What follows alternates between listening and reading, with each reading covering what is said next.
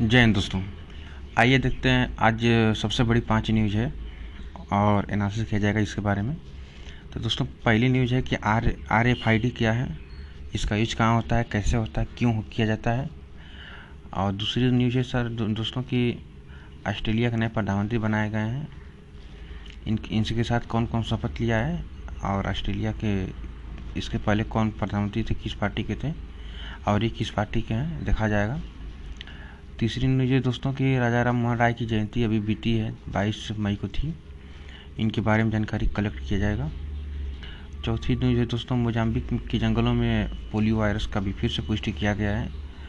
और ये मोजाम्बिक है कहाँ और क्या पोलियो वायरस भारत में भी अभी भी मौजूद है, भारत कब निकला इससे बाहर, इसके बारे में देखा जाएगा। दोस्तों सबसे बड़ी न्यूज़ तो ये है कि जो मंकी पॉक्स है ये वायरस काफ़ी तेज़ी से फैल रहा है और कहाँ कहाँ अभी तक फैला है, क्या भारत में भी इसके फैलने की संभावना है, क्या भारत में फैला हुआ है अभी तक या नहीं, इसके बारे में जानकारी देखा जाएगा। दोस्तों चैनल को सब्सक्राइब कर लें और बेल आइकन को दबा लें ताकि हमारी आने वाली वीडियो आपके पास सबसे पहले पहुंचे और न्यूज आपको पता चले। आइए देखते हैं। सबसे पहला न्यूज है कि RFID क्या है, इसका प्रयोग कहाँ होता है, चर्चा में क्यों है। तो दोस्तों हाल ही में केंद्र सरकार ने आगामी अमरनाथ यात्रा के लिए RFID टैग का उपयोग करके सभी तीर्थयात्रियों को ट्रैक करने का निर्णय लिया है। जिसे क्यों लिया गया है दोस्तों, क्योंकि ये भी जब देखते थे कि जब अमरनाथ यात्रा पे लोग जाते थे तो किसी का बस खाड़ी में गिर जाता था, तो कहीं कुछ हो जाता था, कोई घटना घट जाती थी तो उसके बारे में जानकारी जल्दी मिल नहीं पाती थी, कुछ लोगों को मिल ही नहीं पाते थे। तो अब जो लोग जाएंगे अमरनाथ यात्रा पे उनके साथ या उनके पास उनके बॉडी में या उनके कपड़े में कहीं ट्रैकिंग डिवाइस लगाई जाएगी। दोस्तों RFID का पूरा नाम क्या है, रेडियो फ्रिक्वेंसी आइडेंटिफिकेशन। तो रेडियो फ्रिक्वेंसी आइडेंटिफिकेशन एक प्रकार की निष्क्रिय वायरलेस तकनीक है जो किसी वस्तु या व्यक्ति की ट्रैकिंग या मिलान की अनुमति देती है। इस सिस्टम के दो बुनियादी हिस्से हैं, टैग और रीडर। तो दोस्तों रीडर रेडियो तरंगों को छोड़कर RFID टैग से सिग्नल वापस भी प्राप्त करता है। और दोस्तों जबकि जो टैग है अपनी पहचान और अन्य सूचनाओं को संप्रेषित करने के लिए रेडियो तरंगों का उपयोग करता है। टैग में एन्क्रिप्टेड जानकारी और सीरियल नंबर और संक्षिप्त विवरण आदि हो सकते हैं। एक टैग को कई फीट दूर से पढ़ा जा सकता है। RFID टैग को ट्रैक किए जाने के लिए रीडर की सीधी रेखा में होना जरूरी है, जरूरी नहीं है, आपको ये ध्यान रखना होगा। देखिए गलती से हम जरूरी है बोल दिए, लेकिन जरूरी नहीं है। दोस्तों हाल के वर्षों में वैश्विक आपूर्ति श्रृंखला प्रबंधन और माइक्रोचिप जैसी चीज़ों में इसके उपयोग के कारण यह बहुत अधिक प्रचलित या चर्चा में था, अभी भी है, क्योंकि अभी बता रहे हैं। देखिए RFID के दो प्रकार होते हैं, सक्रिय RFID और निष्क्रिय RFID। तो सक्रिय RFID क्या है, ये अपने शक्ति स्रोत जैसे बैटरी का उपयोग करते हैं। जब कोई रीडर निकटता से या निकटता में होता है तो वे सक्रिय हो सकते हैं, अपने सक्रिय हो जाते हैं, इसमें कोई दो नहीं रहे कि हम जाकर करेंगे या कोई तकनीकी व्यक्ति जाके करेगा। और निष्क्रिय RFID क्या है, इसे रीडर द्वारा प्रसारित विद्युत चुंबकीय ऊर्जा का उपयोग करके सक्रिय किया जा सकता है। इसमें रीडर को सूचना वापस भेजने के लिए पर्याप्त शक्ति होती है।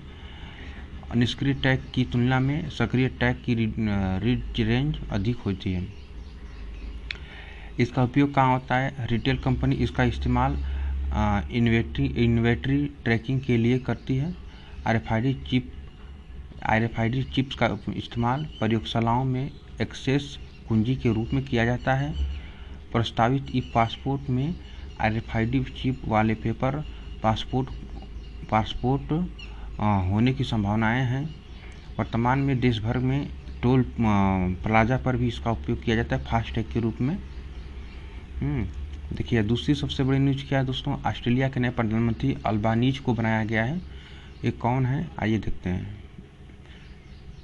हाल ही में एंथनी अल्बानीज ने ऑस्ट्रेलिया के नए प्रधानमंत्री के रूप में शपथ ग्रहण किया है। इसके साथ ही अल्बानीज क्रम में देश के 31वें प्रधानमंत्री बन गए।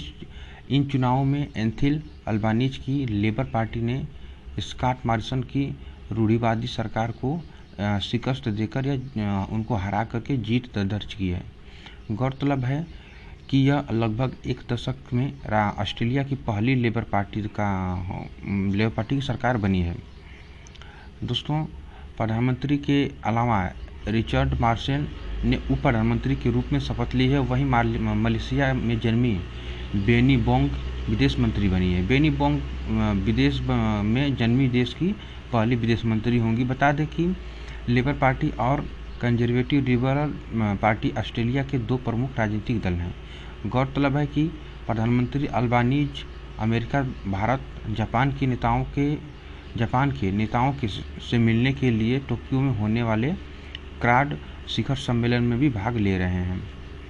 दोस्तों, इस सम्मेलन में क्वाड के विभिन्न कार्यों आदि की प्रगति की समीक्षा के साथ साथ सहयोग के नए क्षेत्रों में पहचान की जाएगी। साथ ही भविष्य के सहयोग हेतु राजनीतिक मार्गदर्शक पर भी विचार किया जाएगा।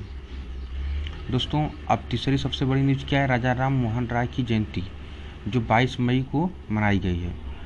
आइए देखते हैं। कल यानी कि 2 दिन पहले की बात है, यानी 22 मई को भारतीय सामाजिक धार्मिक सुधारक राजा राम मोहन राय की जयंती मनाई गई। राजा राम मोहन राय का जन्म 22 मई 1772 को बंगाल के हुगली जिले में राधानगर गांव में हुआ था।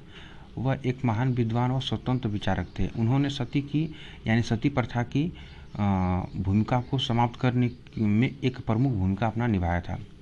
जो सती प्रथा था उसको ख़त्म करने में इन्होंने अपना प्रमुख भूमिका निभाया था। इन्होंने अंग्रेजी विज्ञान, पश्चिमी चिकित्सा और प्रौद्योगिकी के अध्ययन में वकालत की। वह मुगल सम्राट अकबर द्वितीय की पेंशन से संबंधित शिकायतों हेतु इंग्लैंड गए, तभी अकबर द्वितीय द्वारा इन्हें राजा की उपाधि दी गई थी। इन्होंने 1814 से 1815 में आत्मीय सभा, वर्ष 1821 में कलकत्ता यूनिटेरियन एसोसिएशन और वर्ष 1828 में ब्रह्म सभा, जो बाद में ब्रह्म समाज के नाम से जाना गया, इनकी स्थापना इन्होंने किया था। आइए देखते हैं दोस्तों कि इन्होंने आधुनिक भारत का जनक इन्हें कहा जाता है।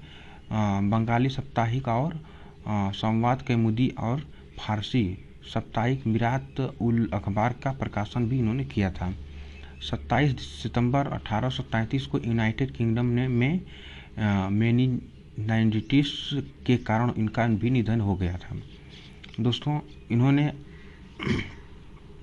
आपको बता दिया कि इनको आधुनिक भारत का जनक माना जाता है।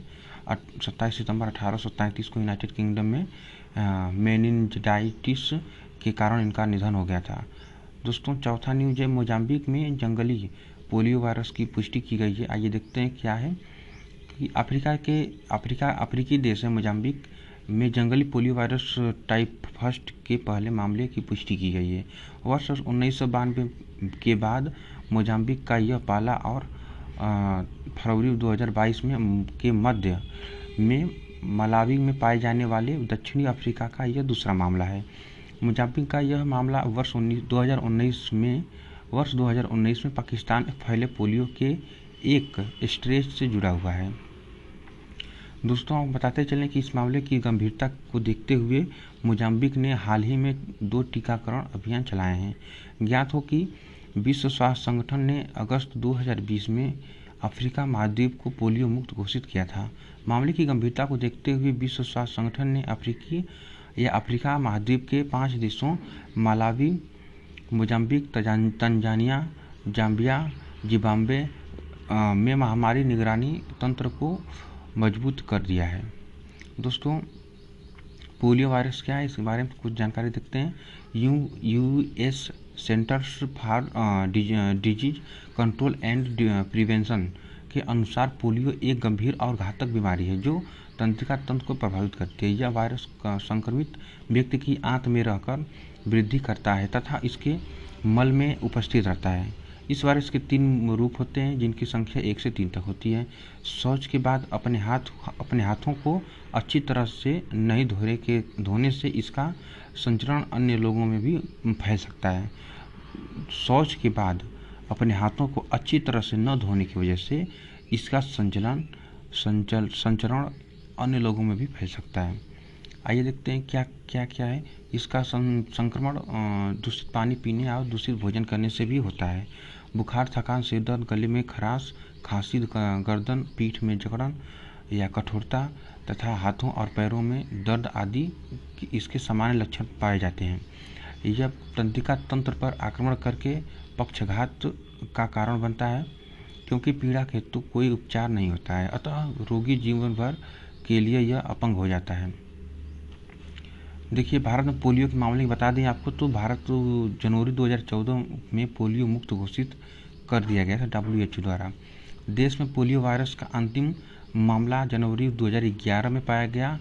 विश्व स्वास्थ्य संगठन वर्ष 2012 में 24 फरवरी को सक्रिय स्थानीय पोलियो वायरस संचरण वाले देशों की सूची में भारत को हटा दिया। वर्ष 1988 में विश्व स्वास्थ्य संगठन द्वारा पोलियो उन्मूलन की वैश्विक पहल के बाद भारत ने वर्ष 1995 में पल्स पोलियो टीकाकरण कार्यक्रम शुरुआत किया था। इस वायरस को भारत में आने से रोकने हेतु सरकार ने मार्च 2014 से भारत और पोलियो प्रभावित देशों जैसे Afghanistan, Nigeria, Pakistan, Ethiopia, Kenya, Somalia, Syria, Cameroon आदि के बीच यात्रा करने वाले व्यक्तियों के लिए ओरल पोलियो टीकाकरण अनिवार्य कर दिया है। पोलियो के किसी भी प्रकोप से निपटने हेतु देश में त्वरित प्रतिक्रिया दल विकसित किए गए हैं। पोलियो से निपटने के लिए राज्यों द्वारा भी आपातकालीन तैयारियां और प्रतिक्रिया योजनाएं विकसित की गई हैं। दोस्तों, इससे तो बच के ही रहना है। मंकी पॉक्स के नाम से जो बीमारी आई है, मंकी पॉक्स वायरस से आपको परेशान होने की जरूरत नहीं है, लेकिन इसमें वो काफ़ी तेज़ी से फैल रहा है। कोरोना महामारी से अब तक दुनिया पूरी तरह से उबर भी नहीं सकी कि एक नए वायरस ने दस्तक दे दी। देखिए क्या है, जाना पहचाना वायरस है भाई। मंकी पॉक्स से अफ्रीका के लोग लंबे वक्त से पीड़ित रहे हैं। 1958 में पहली बार इसकी पहचान बंदरों में की गई, जिस पर इसका नाम मंकी पॉक्स पड़ा था। दोस्तों बता दें, देखिए इस तरह का मंकी पॉक्स होता है, बॉडी पे छोटे छोटे या बड़े बड़े फुक्चे टाइप के ऊपर आ जाते हैं। मंकी पॉक्स एक ऐसी बीमारी है जो दशकों से अफ्रीकी लोगों में आम फैला हुआ है, लेकिन अब दुनिया के अन्य देशों में भी फैल रही है। खासकर अमेरिका, कनाडा और कई यूरोपीय देशों में इसके मामले सामने आ रहे हैं। 11 देशों में अब तक 80 मामले सामने आ चुके हैं। अब देखिए मंकी पॉक्स चेहरे की हालत देख रहे हैं कि इस तरह से हो रही है। ये शोधकर्ताओं ने इस वायरस के 2 वेरिएंट की पहचान की है। एक मध्य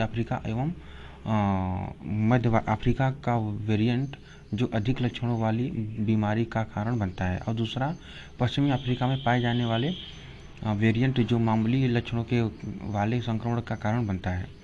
देखिए मंकी पॉक्स का इलाज भी हो रहा है, लेकिन बहुत ज़्यादा वो नहीं है, फैल बहुत तेज़ी से रहा है, इलाज तो हो ही रहा है। United states centre for disease control and prevention ने अपनी वेबसाइट पर बताया है कि मंकी पॉक्स के संक्रमण के लिए वर्तमान में कोई विशेष उपचार उपलब्ध नहीं है, लेकिन दवा के साथ इसके फैलाव को नियंत्रित किया जा सकता है। अब इसको रोका भी जा सकता है। दोस्तों ऐसा नहीं कि मंकी पॉक्स को नहीं रोका जा सकता है, रोका जा सकता है। दोस्तों मेरे चैनल को सब्सक्राइब कर लें और बेल आइकन को जरूर दबा लें, ताकि मेरी आने वाली वीडियो आपके पास सबसे पहले पहुंचे और आपको देश और दुनिया की जानकारी मिलती रहे। दोस्तों बताते चलें आपको कि बाद में पछतावा करने से अच्छा है कि एक बार जी